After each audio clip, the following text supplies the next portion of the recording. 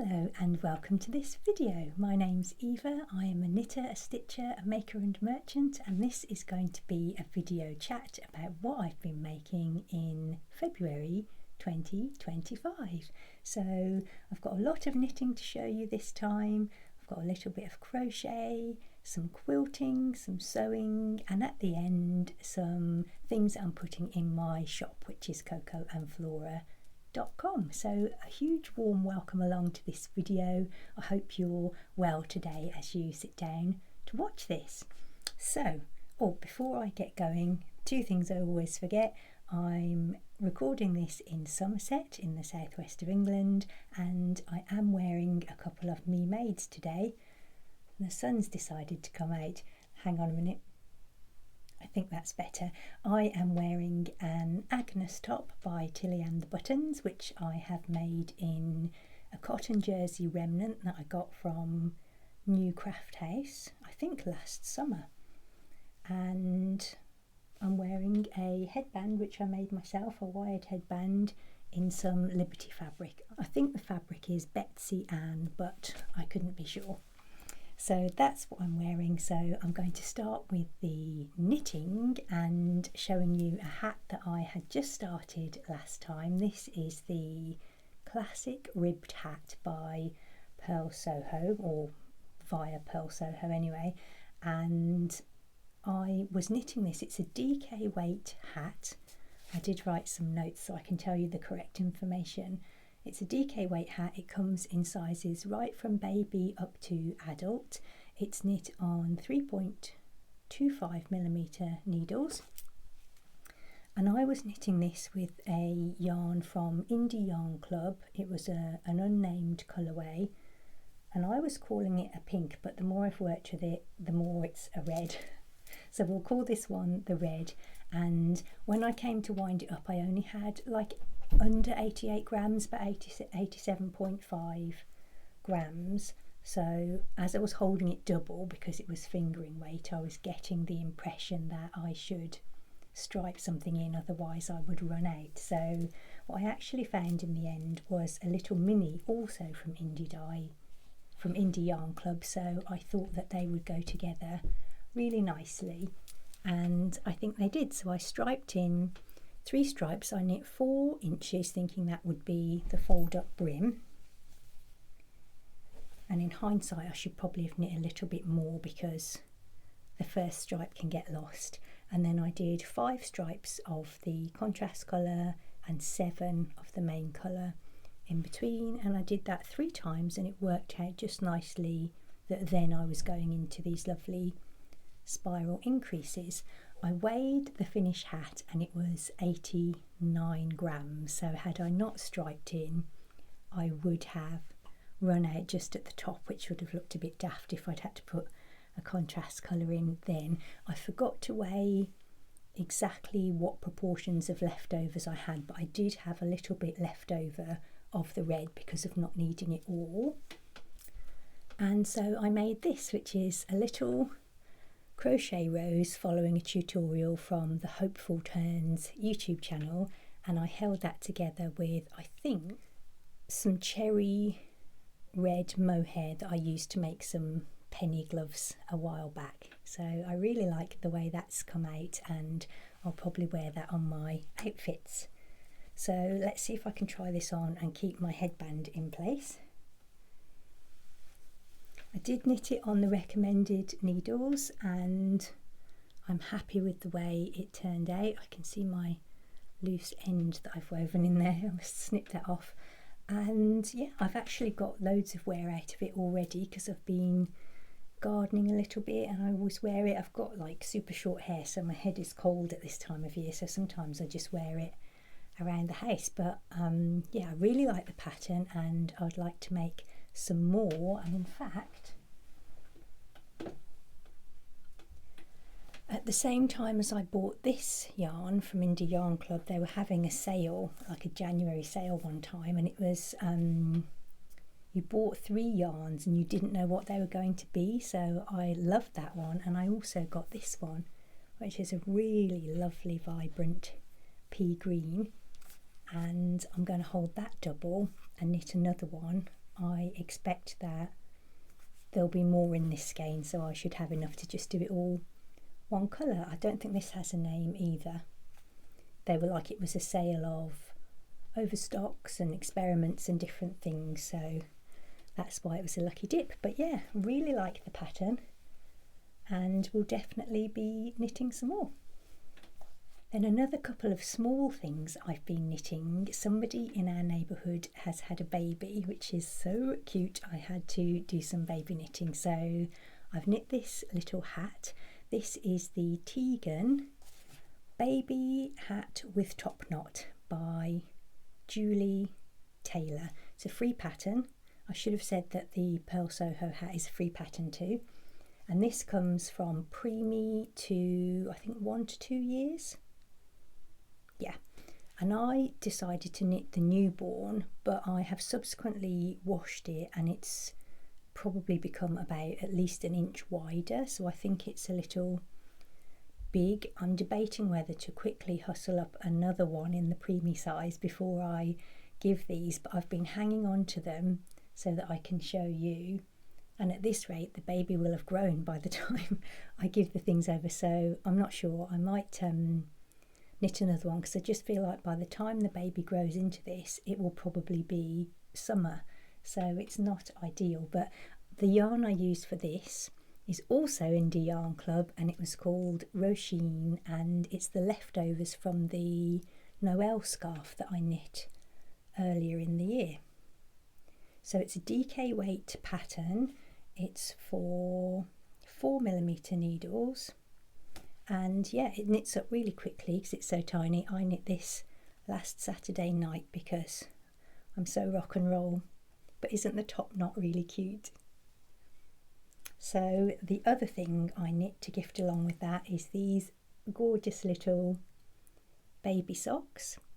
I knit these out of just a random mini that I had. I think it's probably from Beehive Yarns, and I think they look really cute in speckles. This is the Baby Socks by Kate Atherley, and also a free pattern, and this was a recommendation from Anita at Gaga Knits. I think this is her preferred baby pattern because it stays on baby's feet, which is a desirable quality in a baby sock. So thanks Anita for the recommendation. I knit these on 2.5mm needles as recommended, and I knit the smallest size. It does come from newborn to 9 to 12 months. So I knit this from a 20g mini. I haven't weighed them, but I had absolutely loads left, so it doesn't take any yarn at all really, and they remind me of Woodstock, who I love from the Peanuts comic strip. Do you see what I mean? Just looks like Woodstock's face. But yeah, I have washed those as well, and I can get those sent off now unless I decide to knit another little preemie sized hat as well. And then the other big news in my knitting life is that I have finished my Corin cardigan. So this is a pattern by Rebecca Clow. I think it comes in sizes extra small to 5XL. It's a bottom up all over lace cardigan. You can do crew neck or V-neck. I've gone for the V-neck, and it's an Aran weight cardigan. A lot of people have knit it with DK, but I knit it with fingering weight and lace weight together, which I would consider to be a light DK, so I felt like I was pushing my luck with my yarn choice, and I only had 2 100g skeins of fingering weight. So because of that, I knit it on the recommended needles, and I only went up one size from what I would normally do, and it was touch and go. Blocking has really helped. When I first tried it on, it was too small, but it has blocked out to be a good size. I have made quite a few mistakes in this knit. It's been a journey. Like, I think that this is a straightforward pattern. Reading all the projects on Ravelry, people were saying what a fun and easy pattern. I have found it difficult, and I'm going to show you the mistakes. So I do have to look for them, so that's probably a good sign, isn't it, that it's not super obvious, but the eyelets kind of are offset from each other, and I've got a section of sleeve here where it all went a bit wrong and the eyelets are like directly on top of each other for 2 rows. It's just here. It falls at my elbow, so I don't think you can see that. And sometimes it's not really showing up on camera, but like here I've gone wrong. And again, I think they're just not offset in the correct way. And I also think I've done the same thing somewhere around here. And the problem is that I should say for context that I am neurodivergent, and I think that part of the way my brain works is that it needs real clarity in instructions, because if there's any possible way to misinterpret an instruction, I'll find it. So what you had to do, you knit back and forth until you got to this point, and then you had to knit for the right hand side, cast a few off, knit across the back, cast a few off, knit for the left hand side. And I just didn't know, when you cast things off you're left with one stitch because you're like looping one stitch over another, and I just didn't know whether that one stitch was the beginning of the next lace repeat or the end of what I was doing before I started casting off. I feel like silly saying it, because I feel like everybody else in the world would say, well, it's absolutely common sense what that is, but to me it isn't. And I think this is where whatever decision I made in how to carry on was not the right one, and it's kind of a bit incorrect. And then the problem that I had in the sleeves, and I think I can say this without giving the pattern away, just to illustrate where I misinterpret things, there was an instruction where you had to decrease and your beginning of round marker was in the middle of that decrease. And so the pattern said, so you'll need to remove your marker and place it back after you've knit those stitches together. And I read it over and over again, and I interpret that as you place it back after you've knit those 3 stitches together. So you knit the 3 stitches together and then you place your marker back. And then when I got to the second sleeve, I read it again, and I read it completely differently. I read it as, you'll need to remove that marker, so place it back, unspoken, where it was before you moved it, after you've knit those 3 stitches together. And I still don't know what's right, because again, I feel like it's common sense to look at your knitting and know which one of those disrupts the pattern. But I find as soon as I become unsure of it, I just can't make good decisions. It's really like I get a bit of a brain fog. So because of that, I found this a fraught knit, and I think that, as I say, I feel like everyone else in the world could apply common sense to it, but I can't. And when I got to this part of the sleeve and I'd made this mistake, and I knew that I couldn't correct it without really just going back to the start and doing the whole sleeve again, but this was the last bit of the garment I had to finish. So while I was making the decision whether to go back again, which obviously I didn't, I just carried on and finished it, I did what any sane person would do. I took a break to doom scroll on TikTok, and the first video that came up was from Dan Levy, who is the guy who co-wrote Schitt's Creek, the show, and I love that show. I think it's a masterpiece.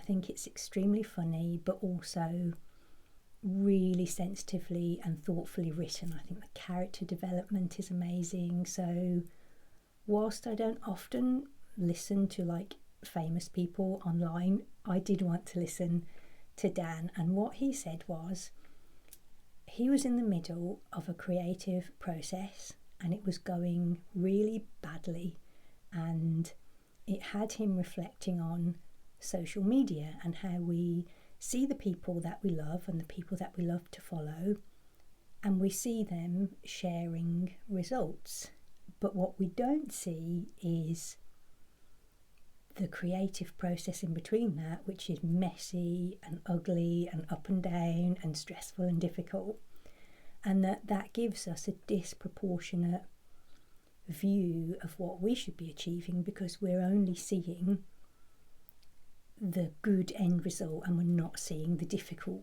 road to get there.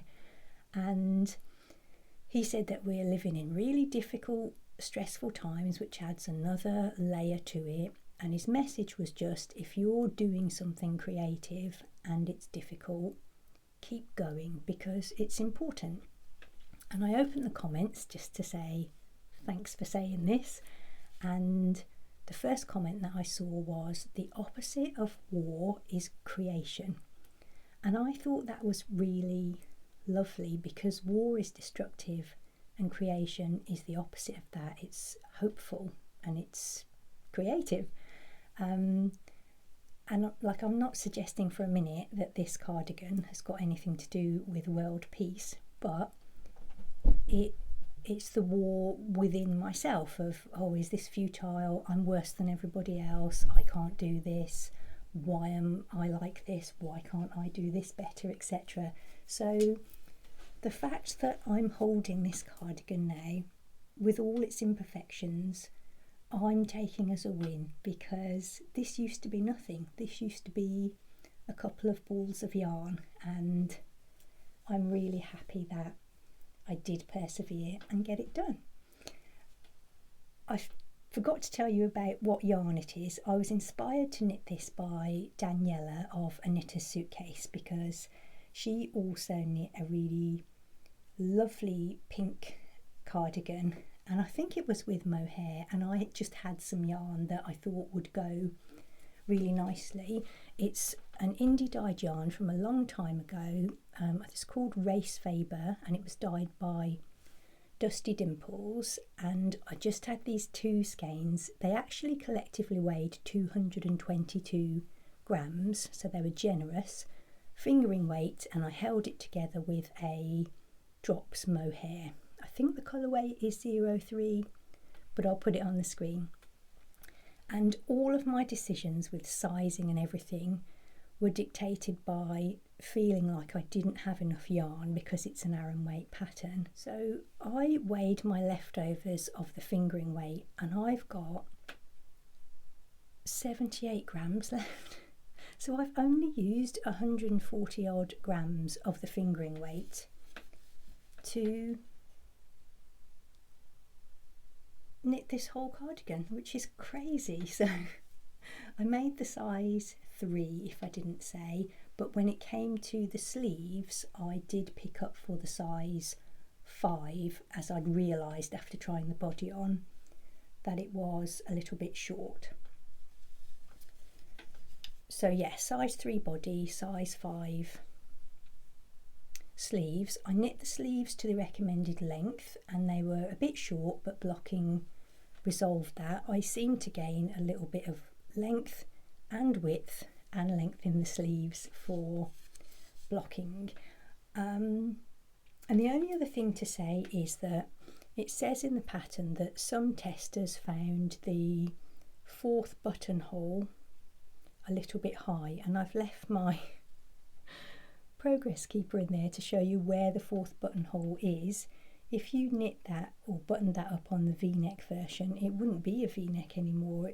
I think that must be just for the crew neck.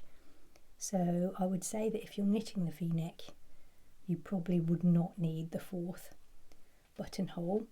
And the buttons that I've put on, I got from my button stash. I think I salvaged these off a duvet cover.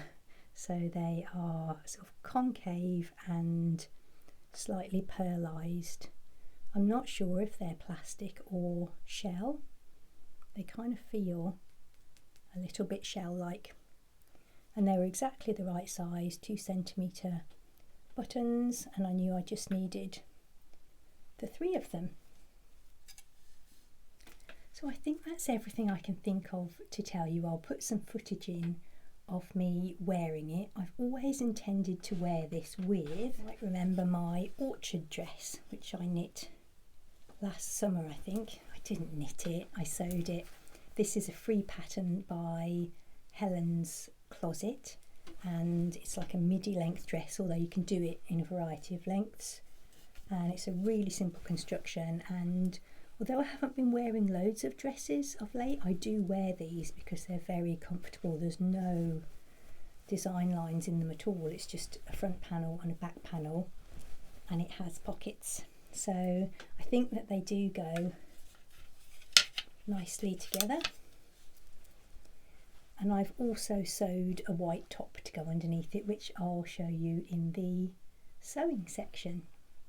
So yeah, I'll put some footage in.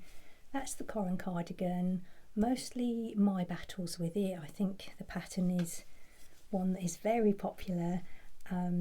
Part of me wants to knit it again to have like a redemptive knit, but I'm not even sure that I have learned from my mistakes, because I'm not 100% sure how I've made them. So I've yet to decide whether to do it again, but I know that I will wear this one.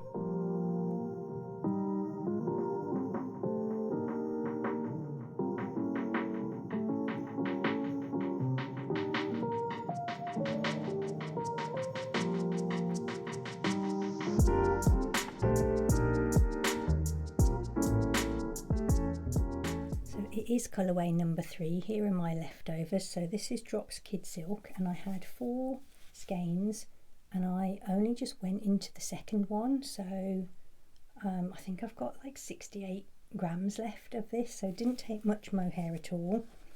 And then that's my 78 grams of the indie dyed yarn that I've got left as well.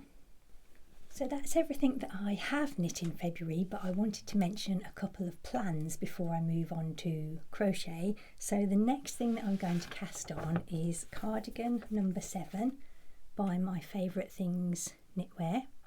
Just a really simple crew neck cardigan in chunky weight.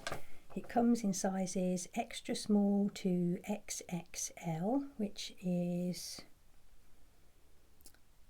their bust circumferences of 93 to 124.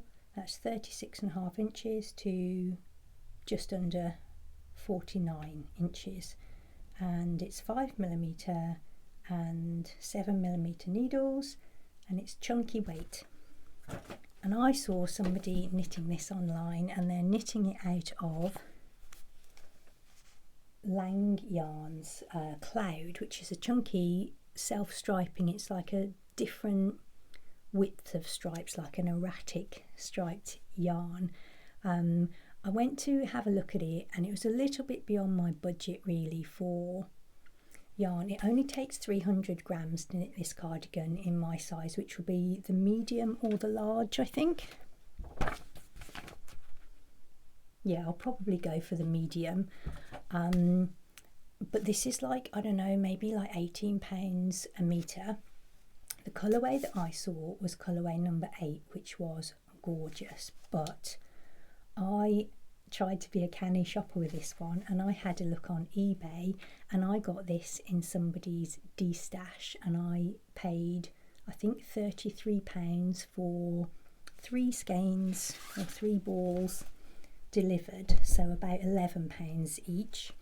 But the compromise is I couldn't get the colourway that I wanted, and I've got colourway number 5 instead, which you can Google them and see how they knit up, and I like this one too. I especially like these corally and peachy colours. So that's my next cast on, and I'm hoping it will be a nice quick knit because it's chunky, because I'd also like to cast on another sweater, but I feel like I need to get this done before the glorious sunshine and summer arrives.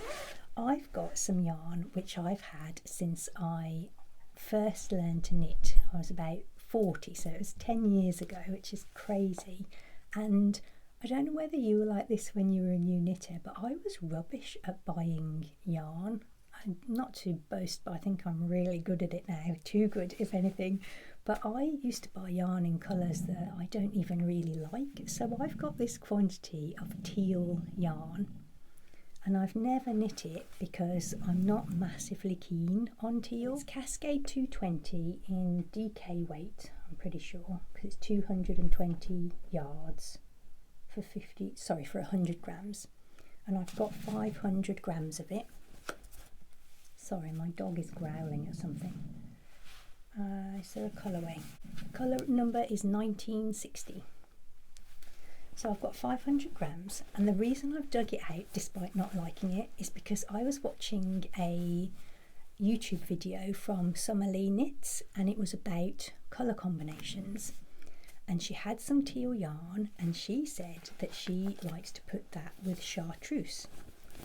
And as soon as she said that, a whole vista opened up in my mind of using this yarn for the main body of a sweater with a chartreuse neckband, cuffs and hem. So I started to have a look around on the internet. I was looking at commercial yarns and I couldn't see anything, so then I was looking at indie dyed yarns. Now I think I said at the beginning of this year that I'm having a very low buy year in terms of craft supplies, so I think we can all agree that I did really well to get to February 6th before I made a yarn purchase.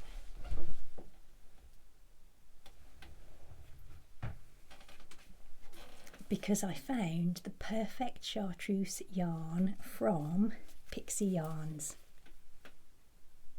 which actually is a yarn dyer here in Somerset, so it's really nice to buy locally, and it's even more perfect because it's called Pear, and I love pears. I love the fruit, I love them as a motif. So the fact that it was called Pear really sold it to me. So it's fingering weight, so I'm thinking to hold it double. I'm not sure how far I'll get with it with the pattern that I've chosen, whether I'll be able to do all of the ribbing with it. But I think Summer Lee is right, don't they go nicely together? So initially I was going to knit a lento sweater, but then I realised that I've got 500 grams of this, and a lento, particularly with this, would take 200 tops. So I'd still have 300 grams of teal yarn and not know what to do with it. So I started looking around at other patterns, and I've ended up with the Harlow jumper or sweater by Kadri. I don't have anything here because I haven't bought it yet, so I'll pop in a picture from Ravelry.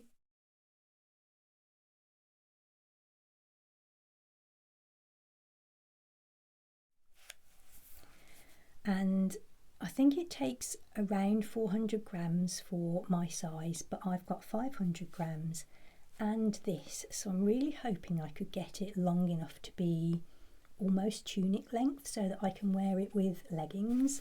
And I think that I will get so much wear out of that if I can get it to a nice length. So it does have very long ribbing, so it might be that the hem doesn't get to be in this colour, but I think I will have this for the neck and cuffs if I can.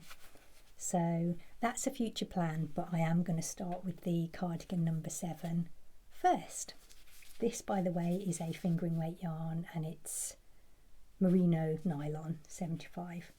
25 superwash merino nylon. So that's the knitting section sorted, and I've just got one crochet item to show you, which is for my dog Mr. P. He's going to be 6 years old in just over a week's time, so I decided to crochet him a blanket. He loves at night he's got a little donut bed which he curls up in, and then he really enjoys having a little blanket over top of him. So I had this yarn which I bought in the sale for £3.50 from Wool Warehouse a couple of years ago, I think. It's called Elvis, and they're like round cakes of sort of multicoloured, like it goes in several colour sections. It's 100% acrylic and there's 150 grams in each cake. This is shade 1A019, but it's worth having a look on Wool Warehouse just for the names of these yarns. They're really funny, and a lot of them seem to be like snail names, as I recall, and there's like ironic ones like Turbo and Speedy and things, so worth checking out. But I just did a simple granny square blanket for Mr. P, and I just knit until I knew I didn't have enough to go round the next round, so I only had 5 grams left over because it was such a small bit. I knew it wasn't even worth starting the round, so that saved me some time. And it's 18 inches square, so I think that's just about right for Mr. P. I'd say he's a small to medium dog. He's a small medium dog or a large small dog, and yeah, I hope he likes it. I didn't use a pattern, I just, with a little bit of trial and error, got going myself, and I think it's a really nice combination of colours. So I crochet on that quite obsessively once I'd started it. I couldn't stop, I think because it was just this finite ball that I needed to get to the end of, and the colours were changing quite rapidly.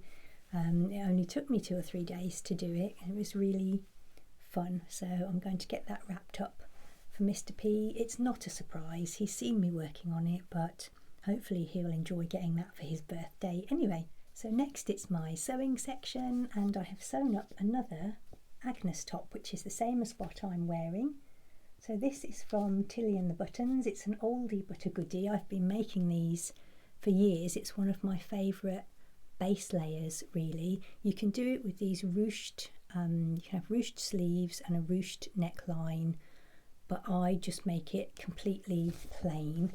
As you can see, you actually sew the sleeves in flat, so it's nice and easy, and yeah, nothing at the neckline. So I've made this nice white one. This is a cotton jersey which I got from Textile Express.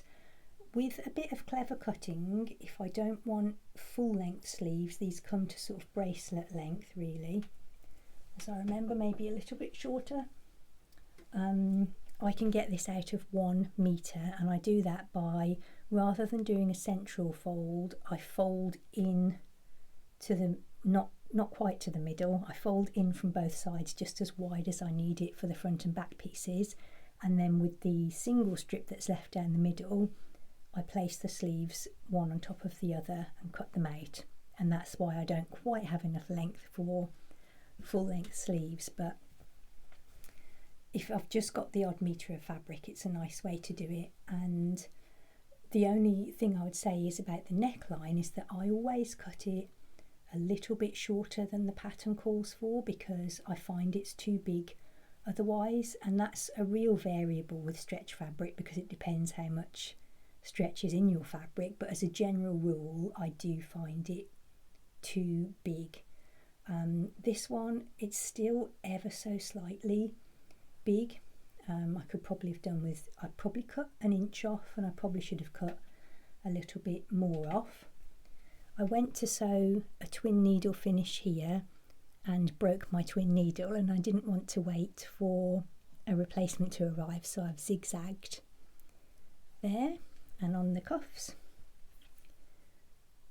but I think it looks okay.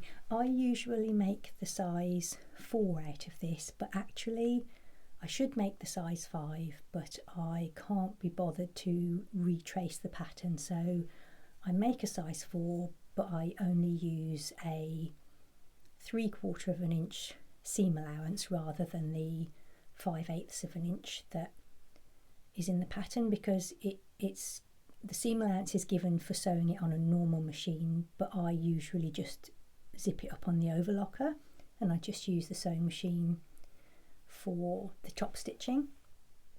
So it's the kind of the natural seam to do on the overlocker is a 3/4 of an inch, so I just do that. So hopefully that will complete my outfit with my Corin and my orchard dress and my Agnes top. And the Agnes comes in sizes 6 to 34, which is a 30-inch bust to a 60-inch bust, or 76 centimetres, 152 centimetres. So I love that pattern, highly recommend. It's quite an easy sew as well, apart from the neckband is the only tricky bit. Oh, and I should also say, because I think I forgot to do it on this one, I have I've adapted my pattern properly now, because I used to just do it from memory, which is why I forgot to do it on this one. I bring the neckline in just by about 1.5 centimetres, just under an inch, because I've got narrow shoulders, so as you can see it's just a little bit too wide for me. So on subsequent patterns, and I did it on that one, I've just brought the neckline in a little bit on the pattern piece, but that's just a personal thing for me.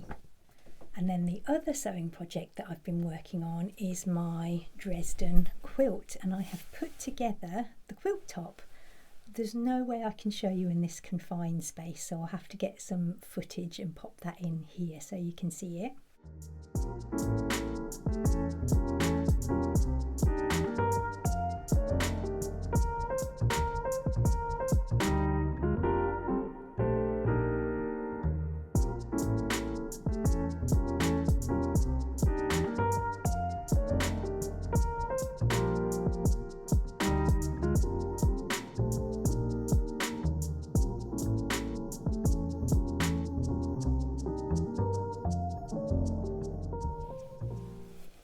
So this is a free pattern by Southern Charm Quilts. So the PDF pattern is available for free online, and there's a really comprehensive sew along or quilt along on Melanie Traylor's YouTube channel to help you construct all of this. I don't think I would have had the confidence to dive in and do this without the YouTube holding my hand, but I have done, in the pattern, it's you put your fabrics into pairs and construct your Dresdens. I did that, but I chose to do some of them using all of the fabrics instead, so I've got some scrappy ones as well. And as hopefully you've seen from the footage, the Dresdens aren't on every square. You've got some blank squares as well where you've just put 4 together. I've used all Ruby Star fabrics, but to keep costs down I've collected remnants and sale fabrics and things. I think this is a Kona cotton, but this one is Ruby Star, so I got some in the sale section from Wool Warehouse, which often has good bargains in their fabric section.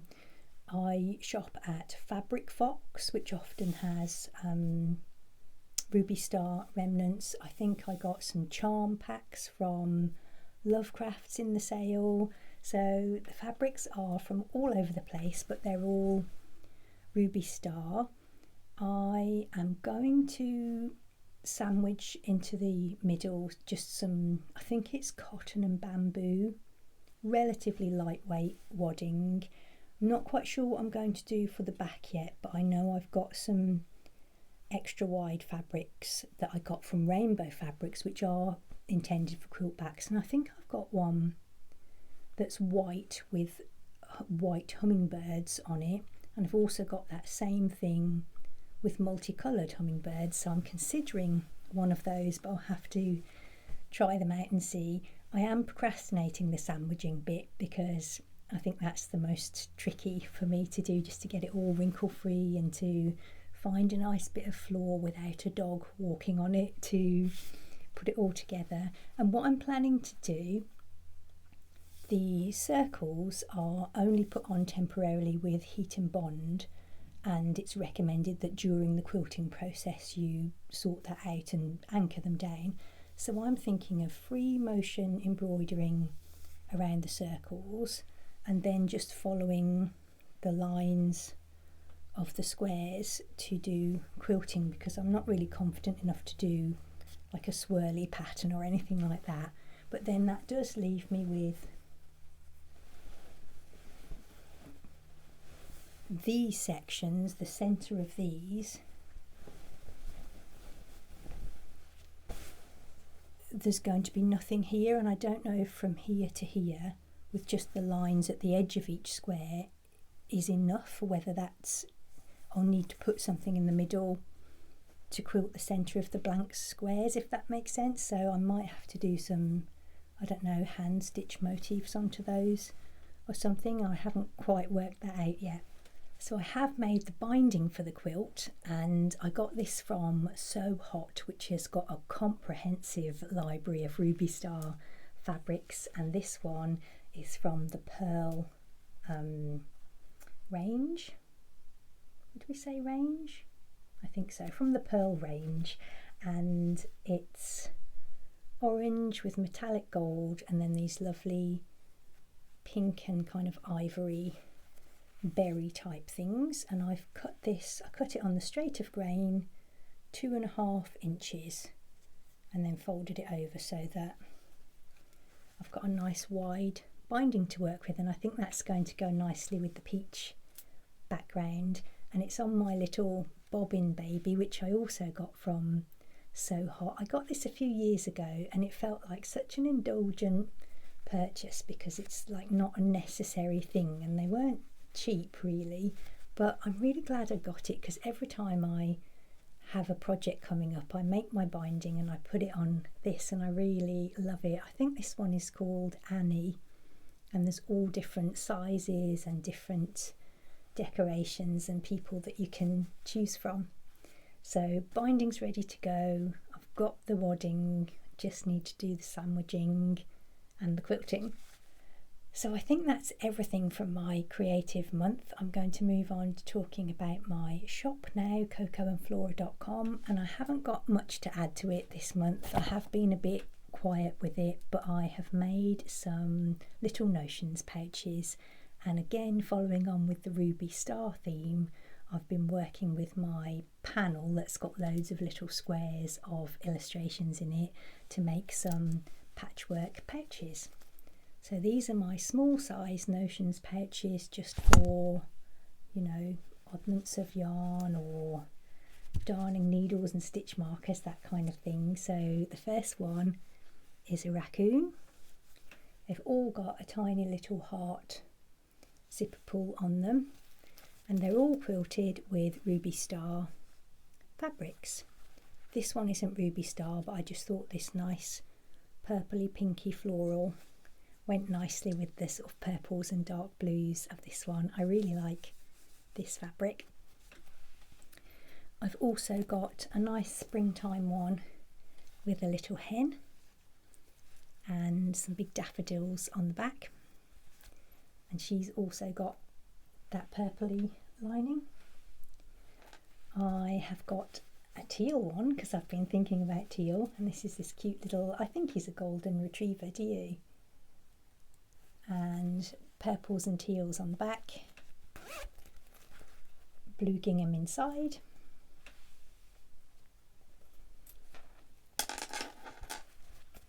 a little Mad March hare, pink and yellow inside, and you might recognise my binding fabric leftovers on the back. And finally, my favourite one, a bird on a telephone. I just love that, it's so quirky and cute, and again some nice springtime daffodils on the back and yellow gingham inside that one. And then when I box the corners of this, I'm left over with lots of squares, and I make waste not want not pouches by putting those squares into patchwork panels. So I've got this one, and I added some of the tinier motifs from my panel just to add a bit of interest into the design. So we've got a girl with balloons, retro glass, lovely flower, and some cooking utensils, of course. So I really love that, and I love this kind of hazelnut Essex linen around the edge. I put pink cotton linen on the back and the yellow gingham inside. I think this one is about 6 inch square. So all of those are in my shop right now. I think that's everything that I have got to share with you today. Stick around for some rare footage of February and say hi in the comments if you're able. I'd love to hear what you're working on. Thanks for watching. Have loads of fun with your makes and I'll see you next month. Bye for now.